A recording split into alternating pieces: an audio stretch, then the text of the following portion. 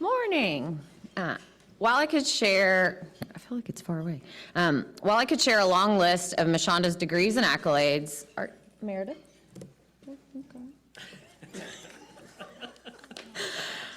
For me, it's her ability to evaluate community needs and assets and cultivate and nurture relationships for the collective benefit that makes her shine.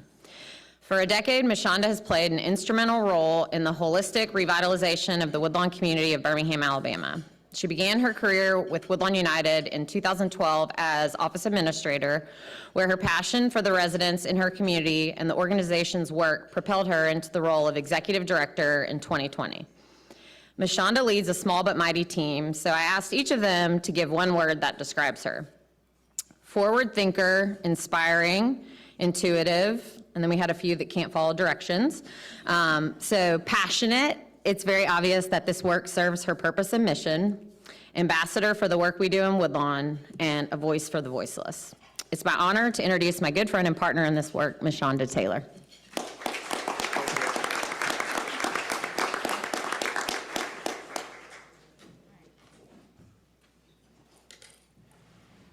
So good afternoon.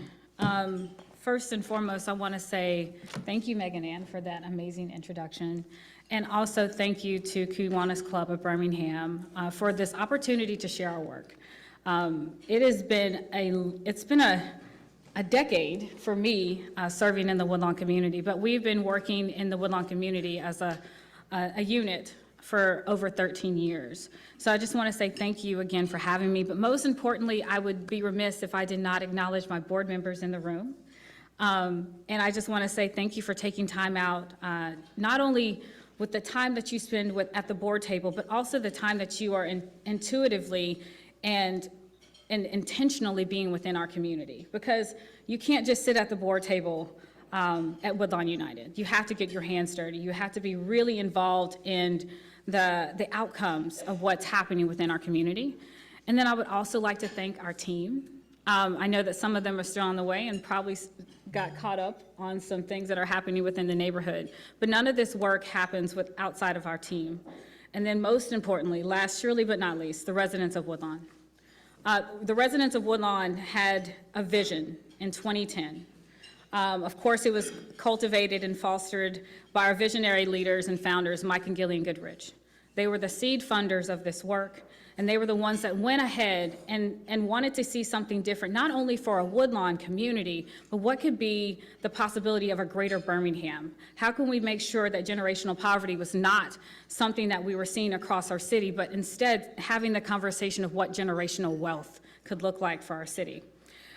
Behind me, I know that you had the opportunity to hear from one of our board members and lifelong residents, Maisha Hutchinson, a couple weeks ago.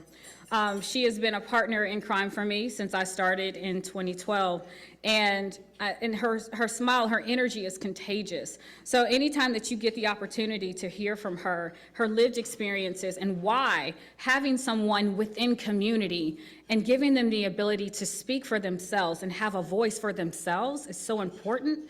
I know that our work has exponentially grown because of her expertise. So I do want to acknowledge her in her absence.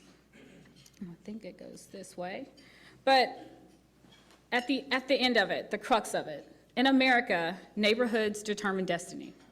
We know that the data shows that if you live within a specific zip code, that it will determine the opportunities of your life. Whether you go to a thriving school, whether it's safe, whether it's walkable, where there are thriving businesses. And if there are not these opportunities within community, we know that residents do not have the ability to thrive. And so we have partnered with purpose-built communities, and we have adopted their model. It is a 25-year proven model based out of the Eastlake community in Atlanta. And the way that the model works is this. You have a place-based initiative, so you are in one community, not 5, not 10, one community. And the way that they see it is that you have to be a community of at least 3,000 to 10,000 people. So you want to see the ability to scale, but you also want to get so close in which you can get to the lived experiences of the residents. So the tenets that we follow is that we are a community quarterback. So first you have the quarterback, the person and the individuals and the person or the people that are actually going every day thinking about the lived experiences of the residents. So my job every day, which is the best thing that I get to do and have gotten to do for the past 10 years, is to think about Woodlawn and how can I make Woodlawn be its best self. Now, Woodlawn is a historic community, and I will go into the history of it, but there is a strong pride for Woodlawn. And I know there are a lot of people that have graduated from Woodlawn High School, and they always talk about the feel and why Woodlawn is so important to not only the foundation of who they are as people, but what they've gone to do in greater things within their lives. But the way that the model is, you have the defined community, you have the community quarterback sitting at the center, thinking of the residents every day, and then you think about the three other tenets. So you are creating a high-quality education pathway. So from the time that a child is born to the time that they go into career, they have an intentional path and educational opportunity. The second phase is high-quality mixed-income housing. What does that mean? We know and we've seen that you cannot concentrate poverty. What happens when you concentrate poverty is that there is a lack of social capital, there is a lack of health access, there is a lack of digital access.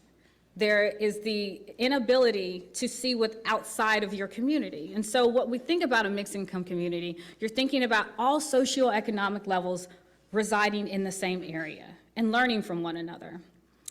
The last phase is community wellness, and I call that the catch-all bucket because it is. It is everything else. It is the thing that makes you want to move into a community. It's the walkable streets. It's the safety aspect. It's the thriving businesses. It's all of the things that the way that you've picked your community, that's the reason why you live in that area. So I get the ability to serve alongside of 28 other leaders across the country. So it's not just me. We are all following the same model, but we all think about it at a place-based level. All communities, and let's just be clear, they have been subject to environmental justice issues, systemic racism, and when you think about all the instructional institutions that have happened and the things that have destroyed our communities, how are we working alongside each other to think about how place and community can now inform policy?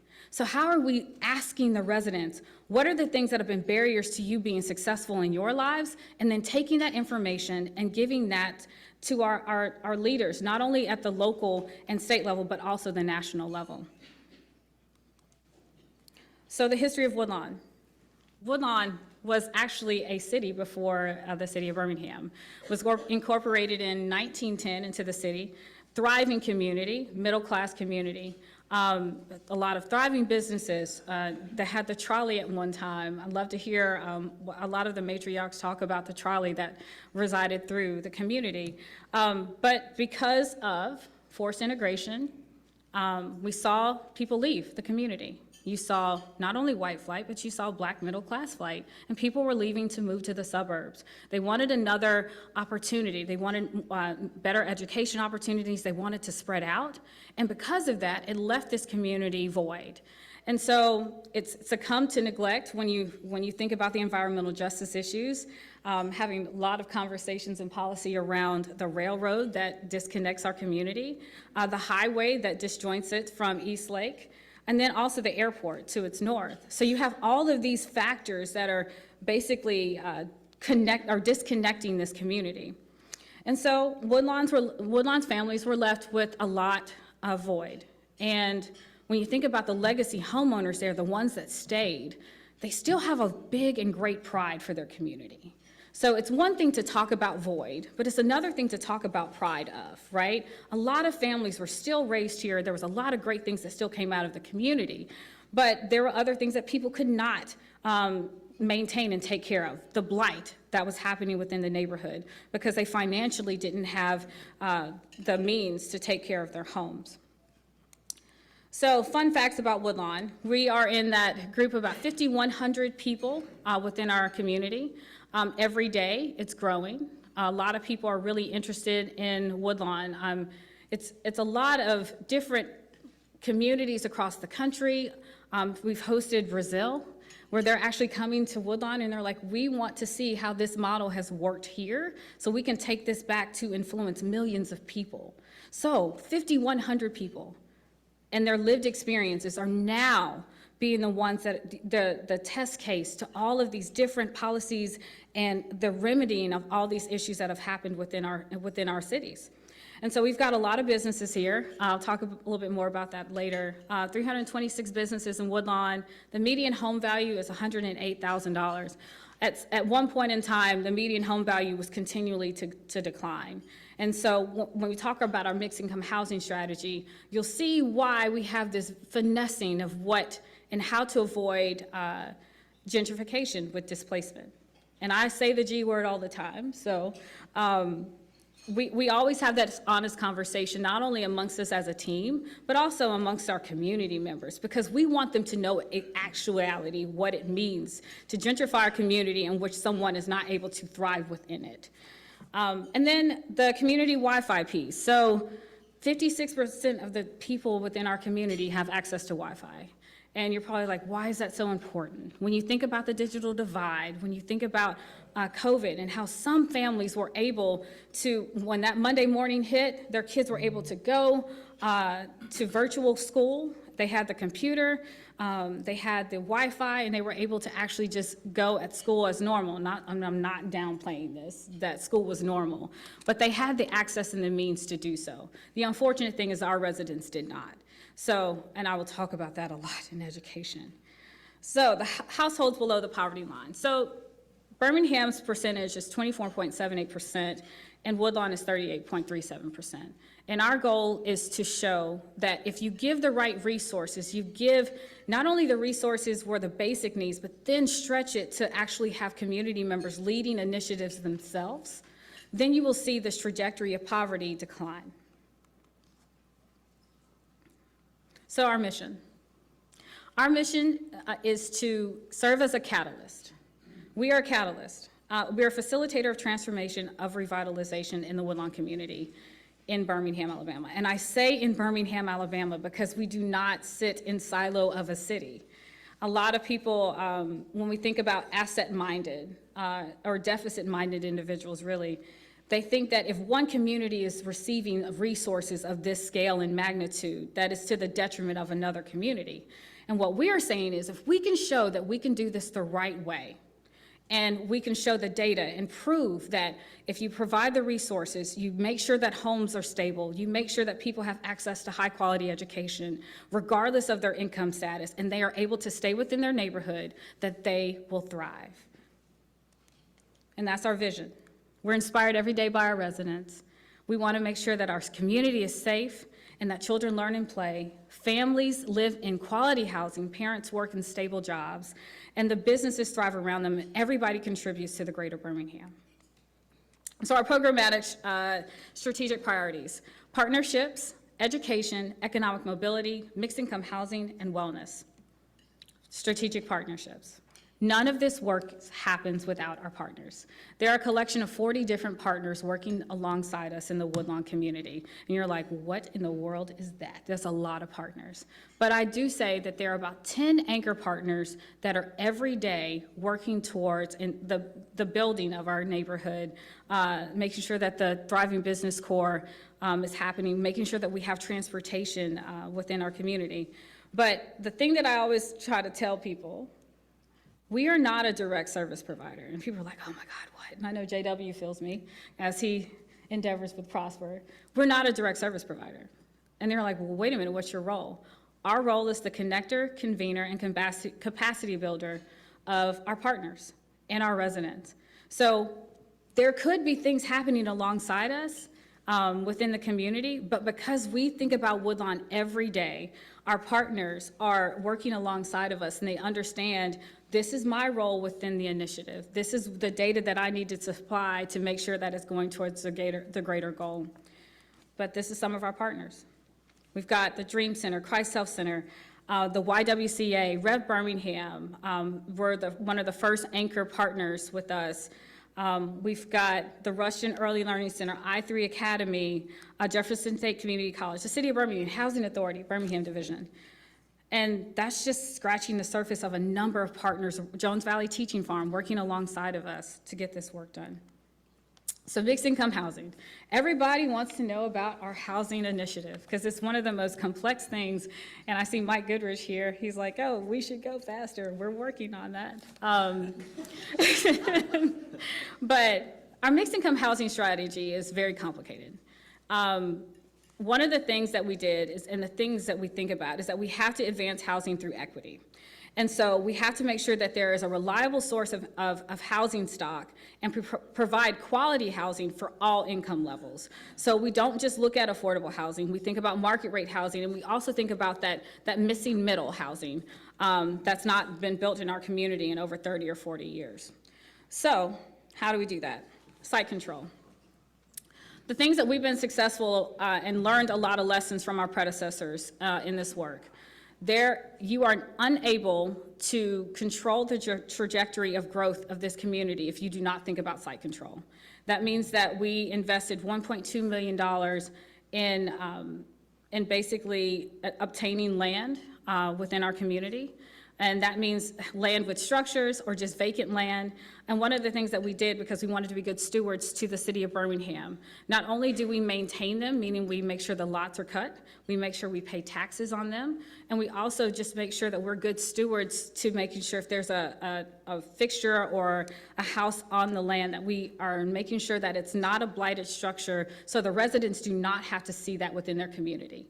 And so as we are growing and developing the community, we're just making sure that as you're walking down the street, you know that there's something coming, but it's not something that's to the detriment of our neighborhood. So the first thing that we did was the Parkwood Station. It was 64 units of affordable housing. 1,500 people applied, 500 people qualified for 64 units. So what does that mean for high quality affordable housing? That means that there's a gap and that it is the most expensive and hardest thing to build, but it's the greatest need of our community. And so you've got residents that have been there for about 3 or 4 years, really no, 5 years, and now we're having the conversation of what does it look like now to transition to home ownership? So the intentionality of not just staying within an affordable apartment, so how do we take you to this next phase? What wraparound services, what housing counseling, credit counseling, what are the things necessary to get you to the next phase of housing? The next phase was market rate, and it was a little controversial. Because we needed to build the values because there were no comps in our community. When we built the market rate housing, we actually built it next to Crestwood because we knew that we can draw from the comps of that community. We took a loss on every single home when we built that because we wanted to make sure that we wanted to have another income level within the community because you cannot have a mixed income housing strategy if you do not have different income levels. So Parkwood Station started out with 1 spec home, now are 23 homes.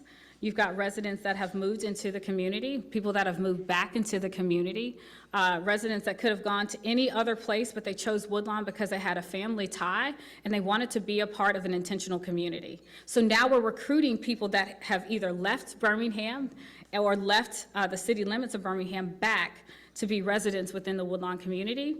And now the third phase that we're endeavoring to build, and I know Dr. Hood understands the complexity of this, is the cottages on Georgia Road. It will be 8 apartments, because we do need 8 additional affordable apartments. But then we will also build 11 additional townhomes for people transitioning out of public housing. So the idea of now someone having to endure generational poverty, now we have the conversation of how do we turn your voucher into a home ownership opportunity and welcome you back into a community. And so the third phase of the cottages on Georgia Road is the townhouses on Georgia Road, which sit down the street from what will be the cottages of Georgia Road. And I know these are a lot of names, but either way, the affordable apartments and townhomes will sit right next door to the market rate townhomes. And the difference is you don't know the difference. When you drive down Georgia Road, you will see townhomes from the YWCA, you will see townhomes that will market rate, and you will see townhomes that are affordable, and the difference is you won't know. And that's why, and we're so excited about our model, because it gives people the opportunity to have and build social capital and relationships with community. Even the intentionality of how we build everything that we have. Everything has a front porch. Everybody is communal and having conversations. Children feel safe riding their bikes up and down the street. It's the intentionality of how we build community. The last phase of housing that we're working on right now, and there are, God knows there's more to come, is the West Woodlawn project. So around I3 Academy, I know you guys had an opportunity to hear from Dr. Tommy Bice a few months ago, but the intentionality of the catalyst of what I3 Academy represents. So I3 is not, of course, bigger than a building. We had the opportunity to purchase First Baptist Woodlawn Church, and it was going to serve as a blighted fixture if we did not purchase it. But to be intuitive, we knew that something had to be done, and the opportunity to partner with I3 Academy with Dr. Knowles and Dr. Bice, it all merged together, and we started comprising and buying property one more time, 60 different lots around I3 Academy, which will now turn into more options of mixed income housing. So now you have a school, which is a catalyst, a $15 million investment in an area in which had not seen any new home ownership in over 30 years. And now you have new homes around it now. And now we're having conversations with the parents that have children at I3 that might be living in public housing. How do we transition you to now live right next door to the school and to own? Because that's where generational wealth comes from. Home ownership workshop. So we're not doing this. I had a conversation a few months ago about home ownership and why it's so important. In fact, I am a new homeowner myself. My year anniversary was September the 15th. My parents had owned homes before, but to buy a home was the hardest thing I'd ever done in my life. But knowing and going through process, there are some of our residents that don't have access to the social capital and relationships to get to that point. And so what we've done is we've thought about our relationships and partnerships. So neighborhood housing counseling, our neighborhood housing services, working with ELI, working with all of our partners, the YWCA. How are we making it so residents are able to go into high quality, affordable housing? How do we make it so they're not just renting for their entire lives, but they get the ability to actually own something? So you have to debunk it. You have to demystify it. You can't just throw someone into a home and expect them to be successful. So the intentionality of the path and the process of how it is and what it is to be a homeowner, but then more importantly, what is it to be an active homeowner? To not just own something within a community, but to be a part of something bigger and a movement, whether that's a neighborhood association or being a part of the different resources and nonprofits that are serving alongside our community. How are we working towards the same goal together? Education, it's always fun. Education is the hardest thing we'll ever do. And I know that everybody feels the same way. As a Birmingham City School graduate, I do believe that great things can come out of Birmingham City, but I also know that we have to partner and we have to figure it out together. That education cannot sit in a silo, that we have to be intentional of our relationships and know that some areas will have successes and that they can learn from these successes. So what we've had the ability to do is build this education pathway within our community, starting with the James Rushton Early Learning Center, high quality early learning center serving upwards of 206 children. We've had the ability to host the First Lady of the United States and many other dignitaries that just really believe that this is a great model, because it is also a mixed income model, because we make sure that the children that in the community get priority first. And we also make sure that the teachers who serve at James Rushton Early Learning Center, that their children are able to go there. And the majority of them are, guess what? Residents.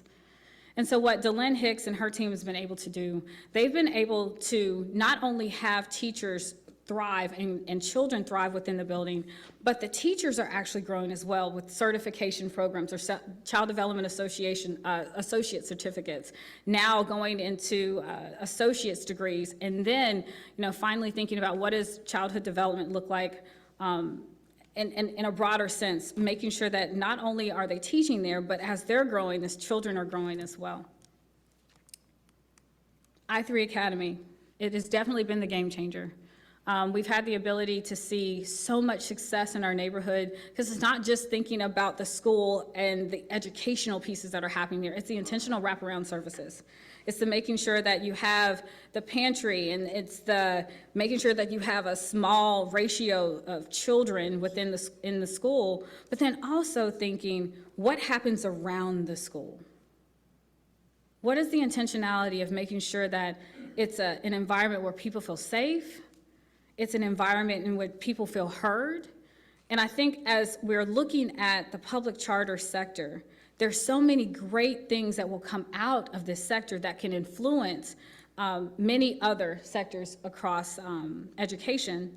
And so we're really excited to partner with the I3 Academy, and I know that they're on a trajectory of excellence. And with the newest principals, Dr. King, Dr. Maddox, leading the way. But the intentionality of I3 is to make sure that you do not have to leave your community to get access to high-quality education. Many of our residents do not have the financial means to go to another school or send their children to private school. So what does it mean to have a high-quality school in the neighborhood and not have the fear that your child will go to a failing school from the time that they're born to the time that they graduate?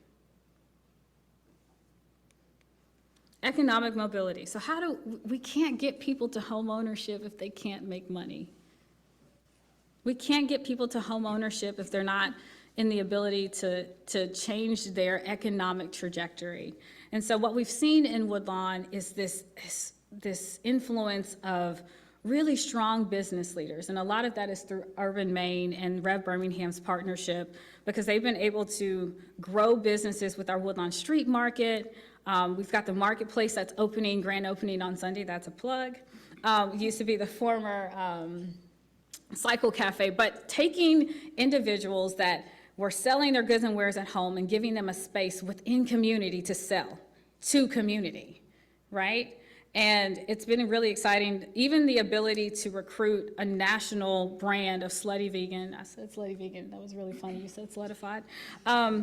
To recruit Slutty Vegan, $100 million valuation company. A lot of people are like, who is this woman, Pinky Cole? It was important and it was a game changer for us to recruit her to Woodlawn. She came to Woodlawn because of community, and she saw the influence of the residents here. And she wanted to make sure that she not only was tying in with her business, but also making it sure that people were able to grow under her leadership. So we've seen Slutty Vegan open, Polaris, which is a new co-working space, Thrive Wellness Lounge, and many other businesses. We've seen 15 businesses open within the Woodlawn community. And the moniker of success of how a community is growing is through the number of businesses that are coming, and then also the number of people moving into the neighborhood. And we're seeing a lot of great success. Woodlawn Works. Woodlawn Works is our certification program, and we are not a direct provider of Woodlawn Works. What we are is a coalition of partners. You've got Strive Birmingham coming into the ecosystem, Birmingham Core, Prosper. You have all these other entities. And what we wanted to show that if you put something within a community, people will come. We've seen 80% success rate and 80% of participation, and really 80% of people going through our classes. But if you put it in the neighborhood, you give them access to childcare, you give them all and break all of the barriers down for success, we see that our residents can thrive. And more importantly, Woodlawn Early College, what's happening in the high school system. We had the opportunity to host Nyla Bowler. Nyla graduated from Woodlawn High School a few years ago, and she is now a junior at Boston College. I said it. Boston College, but she graduated with 2 years of college for free from Woodlawn. And that gave us the ability to keep her in the neighborhood, right? She didn't have to go to any other school. She got the ability to get that opportunity here within Woodlawn. So the students that were leaving us to go to other high schools, now we get to keep them within the neighborhood. But then Nyla says she wants to come back home and be a part of the energy and the vibrancy and to serve in her community. That is the game changer. We're sitting here talking about people leaving. We all had the ability to leave. I see so many friends that I went to high school with that we had the ability to leave, but we wanted to come back because we wanted to see a greater Birmingham. And to have her say that to us, that means that we're doing something well. So she's going to get all that knowledge from Boston College, and she's coming home. Community wellness, everything else. The first thing everybody talks to me about is safety, but I'm going to talk about We Lead first, because before you can get into any safety or any type of community engagement, you've got to elevate and grow the leaders within your community. And people are like, what do you mean? I am a student of leadership. And I believe that if you give residents the tools, and if you give them the access to knowledge that they don't have, they will rise to the occasion. And we had the ability to take a pilot program of basically, I was having conversations with the Community Foundation of Greater Birmingham and the Catalyst Fellows, and we were talking about what if we put a leadership Birmingham type within community? What if they had access to all of the things that we talk about in different sessions, and then give them the ability to solve the problems themselves? And so we had our first cohort graduate, 9 individuals graduated, and when you think about the projects, the small projects that they came up with, it was the things that we think about on this grand scale, but they were able to bring us real-time solutions, and we also gave them funding, seed funding, so they can actually start on the solutions themselves within their own community. So homeowner rehab. I'm flipping around, but this is important. If we're gonna build new, we gotta take care of the legacy homeowners. This says 1.4, but it's really $1.5 million investment of 141 different legacy homeowners within a community. So we were granting out 10 to 15,000. We're actually thinking about increasing the amount for legacy homeowners, because they stayed, they endured, and many of them are over a certain an age. And we want to make sure that they're not only updating their homes, but they're keeping the home for the next generation. What is it to now transfer generational wealth? And so now we're having the conversation where if you do our homeowner rehab program, you have to get a will. You have to go through estate planning. And so when Eva and I are having conversations in our group talking about the number of people that are on a deed, when it's time to transfer that asset over to a family member, we know who that individual is going to be. So instead of worrying about like the aftermath, we're addressing it before it gets to be a problem. Community engagement, public safety is always the biggest piece. Do you feel safe in Woodlawn? I do. I'm a resident. But more or less, I do know that things are happening around us. Safety is a perception.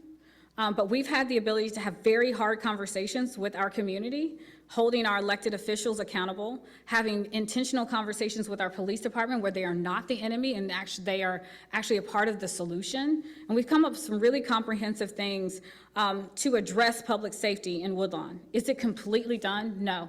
There are hot spots in our neighborhood. We do have motels in our community that we are actively working with our residents and our elected officials to remedy that issue, because there are certain hot spots happening in Woodlawn, but it's not the collective of the feeling of being within the neighborhood. Addressing blight.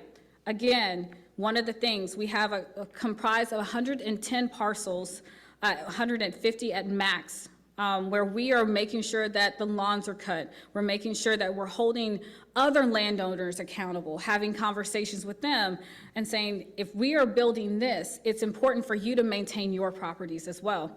And even empowering the residents to go look for themselves. A lot of them have either brought lawsuits and had very hard conversations with absentee landlords.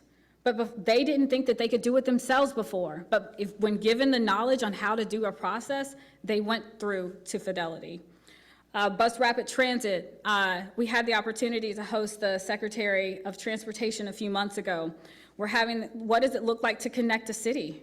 So instead of you not having access to job opportunity, what is it to think about microtransit or to have transit coming in through the neighborhood that's way more efficient?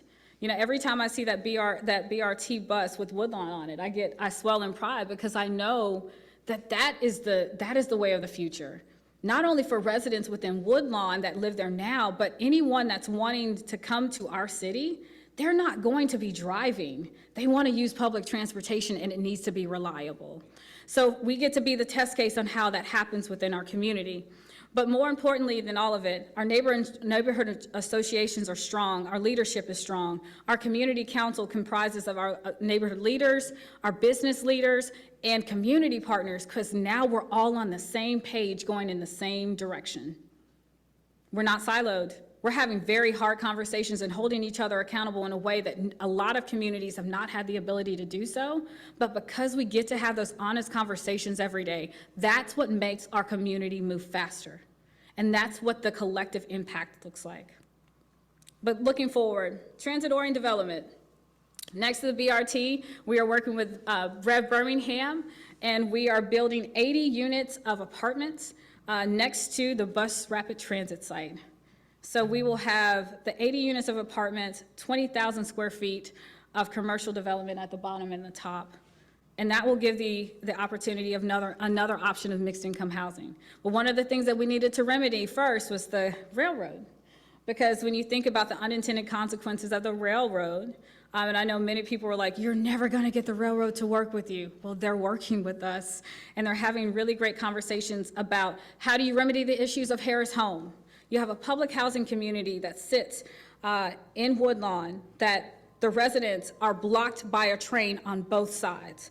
And the only way to get in and out is a tunnel, a pedestrian tunnel. And so I had a conversation with one of the residents. She's like, I don't care about a quiet zone. I want the residents of Harris Homes' needs addressed. And I said, that's our main priority. But I needed to tell her the win-win, if this works, is that we will be able to have a quiet zone within Woodlawn. And then we will be able to build more affordable housing, because we could not. We could not because of the decibel levels of the train. So now it's the conversation of the win-win. Just because one community or one resident is winning doesn't mean that another resident will lose. And that's something that we've been remedying with our intentional relationships every day. Just because one side of the community is going to win doesn't mean that you will lose. Everybody has a shared fate and you will win. But we will have more mixed income housing. We will figure out the grocery store, because we do sit in a food desert. So we are thinking about really creative ideas and thinking about what does partnership look like to have a grocery store option within the Woodlawn community. Also more Wi-Fi, more broadband access, but most importantly, thinking about what does it look like for generic Wi-Fi within the community. And of course, developing the Family Success Center next to to James Rustin Early Learning Center. We have a 12,000 square foot facility. And what does it look like to have workforce opportunities, or just have a Family Success Center, or more options for early childhood access. So we have a lot happening. The work is always continual, but the things that I love the most are when I get to have conversations with residents that grew up in Woodlawn, and their experiences were not a positive experience. But when they get to come back, and we're at Woodlawn Sunday dinner last Sunday, and they get to go on a tour, and I invite you, please, everybody, if you get an opportunity, please come on a tour. Come see it, because what I say is nothing compared to you being within place. But when they're on the bus and they see that this area, they didn't feel safe walking down the street, or they didn't feel that they were part of a bigger community, but when they're here now, they say, this community represents me. This is not only my childhood, but it also gets to show that other children don't get to see the things that I had to endure. We had a really huge story in the Birmingham Business Journal a few months ago, and Aisha Parker it was her first cover story, but she is a Woodlawn resident. And it was so humbling to have her talk about her high school experience, then her working at Desert Island Supply Company, to her daughter going to the James Rustin Early Learning Center, to now she wants to come back. She's renting a townhome, but I want to own a townhome in Woodlawn. That's why the work matters. That's why we get up every day thinking about what are the issues, but most importantly, how do we solve it, and how do we be a catalyst, not only for our community, but other communities across our city. Thank you.